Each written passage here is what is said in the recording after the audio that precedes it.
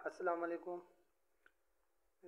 ये मस्जिद नूरुल ईमान की डॉक्टर साहब और फ़ारूक भाई जो बात कर रहे हैं, मैं अब्दुल माजिद बोल रहा हूँ।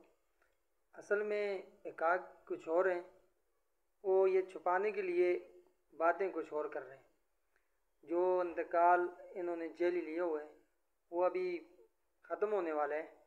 ये महकमे के ऊपर प्रेशर डालने की वजह से इन्होंने ये वीडियो अपलोड की है और जो ये बातें कर रहे हैं ये सिर्फ़ और सिर्फ जो जेली इंतकाल है अभी वो ख़त्म होने वाला है, इनके ऊपर पर्चा होने वाला है, उस वजह से ये इन्होंने ये काम किया हुआ है।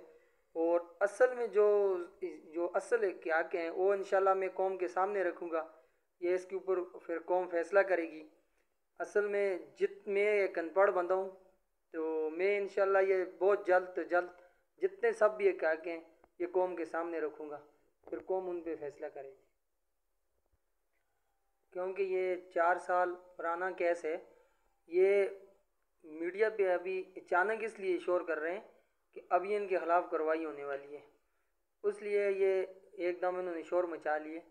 बाकी जो सब क्या कि मैं ये इंशाल्लाह, क्योंकि बहुत लंबे बातें हैं, ये सब लिख के मैं मीडिया के भी सामने ले आऊँगा, तो कौम ने फिर फैसला करना है। जो इसके बीच में असल बातें होंगी जिनका मेरे पास प्रूफ और सबूत मौजूद होगा, वो प्रूफ और सबूत में इंशाल्लाह पेश भी करूँगा और वो सब बातें कौम के सामने आ जाएंगी।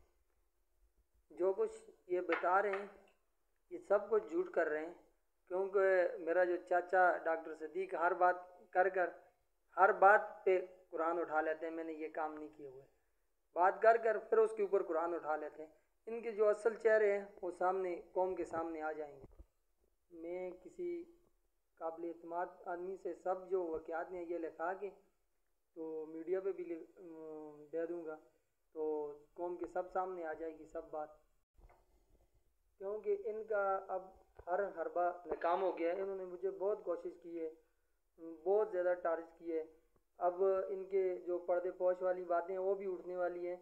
अब मदरसे की आड़ में इनके ऊपर अब पर्चा भी होने वाला है। मदरसे की आड़ में ये सब बातों को मिस्टेक कर रहे हैं।